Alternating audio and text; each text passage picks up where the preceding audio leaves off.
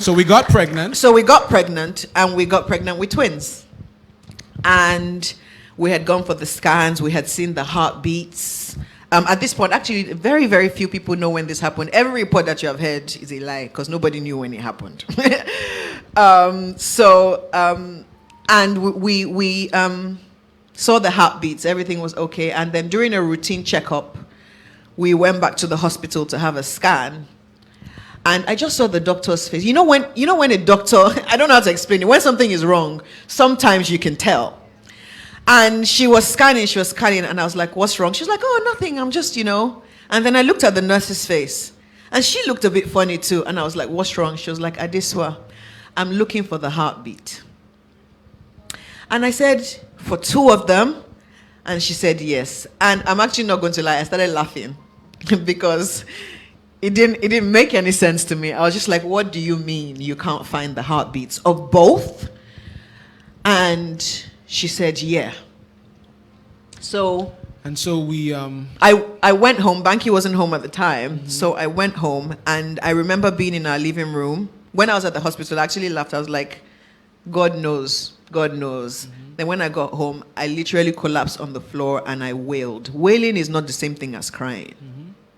Wailing is a deep groaning in your chest. It's like a knot that you can't get rid of. And I'm sharing this because so many women go through this, but nobody talks about it because it's almost like a thing of shame for whatever reason. And I don't know why. Because you don't control your body. You don't create yourself. It's funny how we can accept that every other organ might need help. You can get a heart transplant. You can get help with your kidneys. But when it comes to the reproductive organs, it's like a dirty topic nobody wants to talk about. And I think it's really important that we talk about it. So we decided that over the weekend we were going to pray because God is a God that cannot do. There's nothing he cannot do. Impossible is nothing with him. So we're going to go back on Tuesday or Monday, I forget now, for a scan, believing that God will come through. And Monday or Tuesday rolled around and we went back for the scan. And not only did we not see heartbeats, the embryos were shrinking. So they were decaying and they were dying.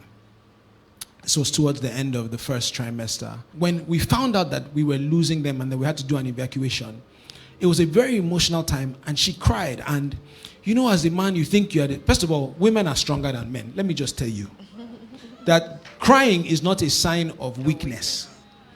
But as a man, you have been raised to be like, oh, you have to be the man, you have to be strong, you can't shed a tear. So she's feeling a certain way, she's crying, and I'm trying to be there for her, and I'm just, holding her and saying, it's going to be okay, it's okay. But the day that we cried together was the day of the evacuation. An evacuation, for people that don't know, is when they remove the dead embryos.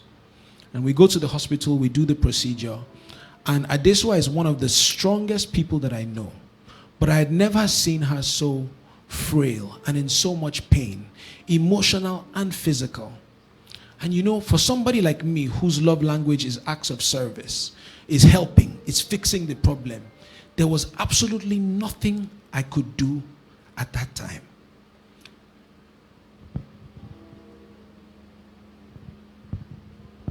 And we came home from the hospital, and I remember I led her up the stairs and we got into the couch.